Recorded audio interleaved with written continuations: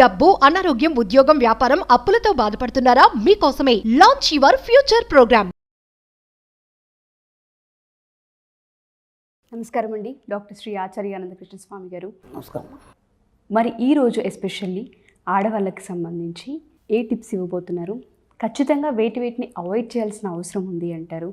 And దాంతోపాటు చాలా సందర్భాల్లో కొన్ని అవాయిడ్ చేయాలి, ఈ లక్షణాలు ఉండకూడదని మీరు చెప్తారు. కాబట్టి మరి ఈ ఎపిసోడ్లో ఏం చెప్పబోతున్నారు? డాక్టర్ సచిన్ రాజ్ అత్యాధునిక వరల్డ్ క్లాస్ ఫిజియోథెరపీ ట్రీట్మెంట్ తో అన్ని రకాల నొప్పులకు శాశ్వత పరిష్కారం. మనం ఇప్పుడు ఆడవాళ్ళ గురించి ఎపిసోడ్ చేస్తున్నాం కాబట్టి నేను ముందే చెప్పాను ఏంటంటే, ధైర్యం ఉన్న వాళ్ళే ఈ సబ్జెక్ట్లోకి రావాలి, నా వీడియోలు వినాలి. ఓకేనా?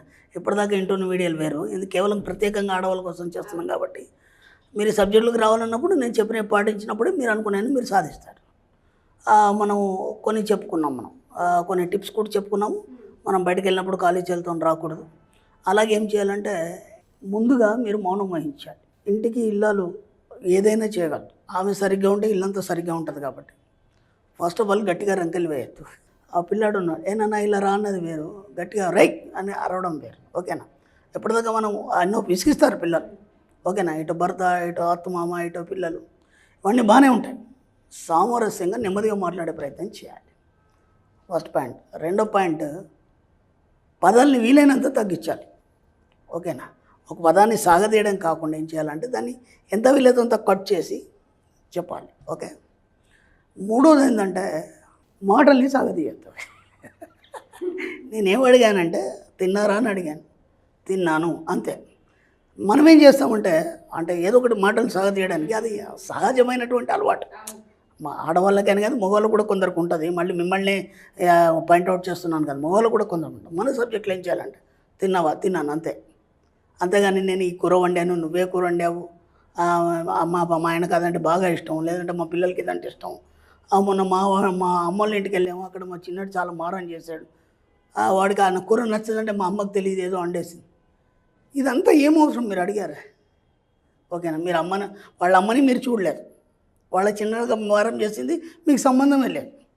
ఇప్పుడు మనం ఏం చేస్తామంటే, ఊరికి ఇట్లా బటన్ నొక్కగానే ఆటోమేటిక్గా అన్నీ చెప్పేస్తాం. కాబట్టి ఎక్కువ చెప్పడం వల్ల ఏమవుతుందంటే, మన సీక్రెట్స్ అన్నీ బయటకు వస్తాయి. రష్యా కమ్యూనిస్ట్గా ఏర్పడడానికి బలపడడానికి కారణం స్టాలిన్ తన జీవితకాలంలో ఏనాడు కూడా 10 నిమిషాల కంటే ఎక్కువ మాట్లాడలేదు అక్కడ కూడా. ఓకేనా? ఎందుకు మాట్లాడలేదు అని అంటే, ఆయన డైరీలో రాసుకున్నాడు. మనం ఎక్కువ మాట్లాడడం వల్ల మన రహస్యాలు మనకు తెలియకుండానే అందరికీ చెప్పేస్తాం. ఇప్పుడు ఏమైపోయింది, మీరు పలానా రోజు మీ అమ్మల ఇంటికి పోయినట్టు తెలిసింది. ఓకేనా? మీ అమ్మ ఏదో కూర వండినట్టు తెలిసింది. అప్పుడు మీ చిన్నోడు మారాన్ చేసినట్టు తెలిసింది. తిన్నారంటే సరిపోయింది కదా. ఇప్పుడు తెలియకుండానే మీ సీక్రెట్స్ అన్నీ బయటకు వచ్చేస్తాయి. అర్థమవుతుందా? దాంతోపాటు మనం ఏం చేస్తామంటే, మొత్తం మన ఫ్యామిలీలో ఏమేమి ఉంది అవన్నీ పని చేసుకుంటాను, లేకపోతే బట్టలు తుక్కుంటాను, పక్క వాళ్ళతో అన్నీ చెప్పేస్తుంటాను. కాబట్టి ముందు ఏం చేయాలంటే, ఎంత అడిగితే అంతే మాట్లాడాలి. యాక్చువల్గా మాట్లాడద్దు, ఎంత వీలైతే అంత నిశ్శబ్దంగా ఉండాలి. ఎప్పుడు నిశ్శబ్దంగా ఉండడం వల్ల ఏమవుతుందంటే, మీ సుప్త చేతనాత్మక మనసు చైతన్యవంతం అవుతుంది. ఎప్పుడైతే మీ సుప్త చేతనాత్మక మనసు చైతన్యవంతం అవుతుందో, మీరు ఏవి కోరుకుంటే వస్తాయి. ఏవి కోరుకుంటే అవి రావాలన్నప్పుడు దాన్ని చైతన్యవంతం చేయాలి. చైతన్యవంతం చేయాలన్నప్పుడు ఇలాంటి పనికిరాని అన్నీ దానికి అంటించద్దు. అర్థమవుతుందా? మీ అమ్మోళ్ళ ఇంటికాడేమి దానికి ఏమవసరం? మీకేం కావాలి? డబ్బు సంపద విషయం కావాలి కదా. నిరంతర డబ్బు సంపద ఆలోచనలు మాత్రమే దాంట్లో నింపాలి. ఇప్పుడు మనం ఏం చేస్తామంటే, ఇవన్నీ చెప్పేస్తాం. దీంతో ఏమైపోతుందంటే, అవంతా సబ్కాన్షియస్ మైండ్ తీసుకుంటాం. ఇప్పుడు డబ్బు సంపద విషయాలు మీ జీవితంలోకి ఎలా వస్తుంది? మళ్ళీ మీరేమంటారు, మా ఆయన ఇస్తే కానీ నాకు నడవదు, ఈ మంత్ అయినా తక్కువ ఇచ్చాడు, ఏమా అదేదో బిల్లు కట్టాలి, అది నువ్వు రేపు వస్తున్నావా, రేపు కడుతున్నావా, పోదామా, ఇన్స్టాల్మెంట్ అన్నావు, మా ఆయన ఇంక ఇవ్వలేదండి. ఎందుకు ఇవ్వలేదు? మళ్ళీ స్టోరీ దాని వెనకాల. నేను మొన్ననే అడిగాను, ఆయన ఇలా అన్నాడు, లేకపోతే అక్కడ అలా అయింది.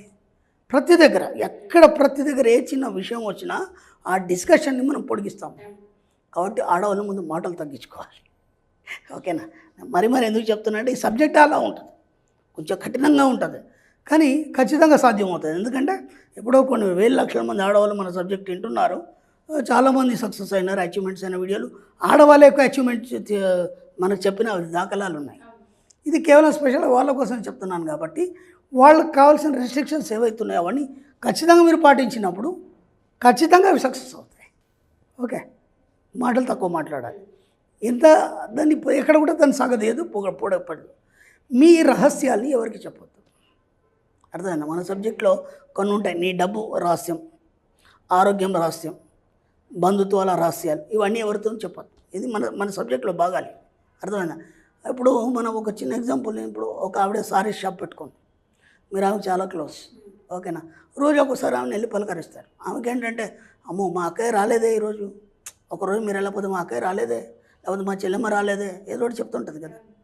అదొక సెంటిమెంట్గా ఫీల్ అవుతారు మీరు. ఏంటంటే ఈరోజు మా అక్క రాలేదు కాబట్టి నాకు ఎందుకో కస్టమర్ ఎక్కువ రాలేదు, ఎక్కువ బిజినెస్ కాలేదు. ఒకటి ఈ అక్క వచ్చి అడగాలి ఆమెకి, ఏమని, ఎంత వచ్చింది కస్టమరు, ఇవాళ ఏమైనా బేరం చేసావా లేదా. ఆమెకి ఎందుకు, రిస్క్ అంతా ఈమెది, డబ్బులు ఈమె తెస్తుంది, బిజినెస్ గురించి ఆలోచనలు ఆమెకు తెలుసు, బిజినెస్ గురించి ఐడియా అంతా, ఏ మెటీరియల్ తెస్తే ఏది ఎక్కువ అమ్ముడిపోతుంది ఇవన్నీ ఆమెకు తెలుసు కదా. మరి ఈమె ఎందుకు అడగాలి, ఈమెకి ఆమె సమాధానం ఎందుకు చెప్పాలి. మనం ఏం చేసుకుంటామంటే ఒక సపోర్ట్ పెట్టుకుంటాం ఎప్పుడు కూడా, ఓకేనా? ఆ సపోర్ట్ పెట్టుకొని వాళ్ళు లేకపోతే మనకు నడవదేమో అని చెప్పేసి ఇతరుల మీద ఆధారపడతాం. కాబట్టి భర్త మీద కూడా ఆధారపడకండి మీరు. అర్థమవుతుందా? భర్త విషయంలో ఏం కోరుకుంటారా అంటే మిమ్మల్ని బాగా చూసుకుంటున్నట్టు, మీకు కావాల్సిన దానికంటే ఎక్కువ సంపాదించి తెస్తున్నట్టు, ఇది మాత్రమే ఉంచండి. భర్త అప్పుల గురించి కూడా ఎక్కడ మాట్లాడకండి. ఎందుకంటే మీరు అప్పుల గురించి మాట్లాడితే మళ్ళీ మీ జీవితంలో ఇంకెక్క అప్పులు అవుతాయి. చిన్న చిన్న విషయాలే, కానీ ఇవి మీకు తెలియదు. ఇది ఇప్పుడు మనం ఏం తెలియకుండా ఏమంటే, మొన్న అక్కడ తెచ్చాడు, ఇప్పుడు దీనికి అవసరం ఉంది, మళ్ళీ ఇంకెక్కడ తెస్తా అన్నాడు, ఖచ్చితంగా తీసుకొస్తాడు ఆయన అన్నప్పుడు ఏమైతే వీడు చచ్చినట్టు అప్పు చేయాలి. అర్థమైందా? మా ఆయన ఎలా అయినా తీసుకొస్తాడు, ఆ సమయాన్ని కట్టేస్తాడని నేను అఫర్మేషన్ చేయాలి ప్రతిదీ కూడా. అర్థమవుతుందా? సమయంలోపు మన సబ్జెక్ట్లో ఒక వాక్యం చెప్పుకున్నాం, సమయంలోపు అన్ని రకాల బిల్లులు, అన్ని రకాల డబ్బులు చెల్లించినందుకు విశ్వానికి కృతజ్ఞతలు. ఇక మీకు ఎక్కడ కూడా పెండింగ్ పడదు, ఏ బిల్లు కూడా పెండింగ్ పడదు. అర్థమైందా? ఈ అఫర్మేషన్ చేసినప్పుడు ఆయనకి ఎక్కడి నుంచో డబ్బులు వస్తాయి, లేదంటే పనిచేసే దగ్గరనే అయినా ఓటీ చేసి కానీ, లేకపోతే ఇంకేదో రకంగా ఇతను పనిచేసిన దానికి అప్రిషియేట్ చేస్తూ అక్కడ షోల్డర్ పెంచడం కానీ, దానివల్ల ఏమైపోతుంది, మీ సమస్యలన్నీ తీరిపోతాయి. ఓకే, ఒకటే ఎక్కువ మాట్లాడద్దు, సాగదీయద్దు, మీ రహస్యాలు చెప్పద్దు. ఈ 3 పట్ల చాలా జాగ్రత్త ఉండాలి, ఓకేనా? ఎవరి మీద ఆధారపడదు. అర్థమైందా? ఇప్పుడు మీరు కానీ, లేకపోతే మిమ్మల్ని కానీ ఎవరైనా మీ బంధువులు కావచ్చు, లేకపోతే దగ్గర వాళ్ళు కావచ్చు, అండ్ ఒక ఫ్రెండ్ కావచ్చు, ఇందాక చెప్పుకున్న అక్క చెల్లి ఏదైనా కావచ్చు, వచ్చి రోజు సాయంత్రం ఆమె షాప్ క్లోజ్ చేసుకుని, లేకపోతే ఆమె పని అయిపోయిన తర్వాత మీ దగ్గరకు వచ్చేసిన తర్వాత ఇద్దరేదో కబుర్లు చెప్పుకొని ఈ షాప్ క్లోజ్ చేసుకొని మాట్లాడుకొని ఇంటి దాకా వెళ్ళిపోతారు. అప్పుడు ఏమైతే ఇవాళ ఎంత అయింది బేరం అని అడుగుతుంది కదా ఆమె. పొరపాటున మీ జీవితంలో మీరు కూడా మీ స్నేహితులకు కానీ, లేకపోతే ఫ్రెండ్స్కి కానీ, ఎవరైనా సరే ఎంతైంది బేరం అని అడగకండి, ఓకేనా? ఎక్కడ కూడా అడగద్దు, మీరు చెప్పద్దు కూడా. అర్థమైందా? అడగద్దు, చెప్పద్దు. చెప్పినంత మాత్రాన తక్కువైతే ఆమె ఇవ్వదు కదా, ఎక్కువైతే ఆమె తీసుకోదు కదా. అక్కడ ఏమైపోద్దంటే అనవసరంగా మన బిజినెస్లో వేరే వాళ్ళు డిస్టర్బ్ చేసినట్టే అవుతుంది. కాబట్టి ఎక్కడ కూడా మీరు మీ యొక్క రహస్యాలను చెప్పకండి, డబ్బుకు సంబంధించిన రహస్యాలను చెప్పకండి. ఈ 4-5 మీరు ఖచ్చితంగా పాటించండి ఫస్ట్. కాబట్టి ఏ రహస్యాలు కూడా ఎవరితో చెప్పొద్దు అన్నప్పుడు మీరు ఎలా ఉండాలి? ఇప్పుడు ఏమైందంటే ఇవన్నీ మీరు అంచుకోవాలన్నప్పుడు, ఖచ్చితంగా నేను పాటించాలన్నప్పుడు ఏమవుతుందంటే ఎక్కడో ఒకటి జారిపోయి అయ్యో అని అనుకుంటారు. అలా జారిపోతే ఏం కాదు, మెల్లిగా తగ్గించే ప్రయత్నం చేయండి. ఇలా తగ్గించడం వల్ల ఏమవుతుందంటే మీకు మీరుగా ఒంటరిగా మాట్లాడుకోవడం అనేది మొదలవుతుంది. ఆ ఒంటరిగా ఎవరితో మాట్లాడతారంటే మీ సబ్కాన్షియస్ మైండ్తో మాట్లాడతారు. ఎప్పుడైతే సబ్కాన్షియస్ మైండ్తో మీరు మాట్లాడుతుంటారో ఆ ఆలోచనలు ఏవైనా సరే మీ జీవితంలో విజయాన్ని సాధించి పడతాయి. కాబట్టి వీలైనంత మాటలు తగ్గించండి, వీలైనంత పొడిగించకండి, ఎవరి మీద ఆధారపడకండి, మీ యొక్క డబ్బు రహస్యాలు ఎవరికి చెప్పకండి. తప్పకుండా sir. Thank you sir, thank you so much.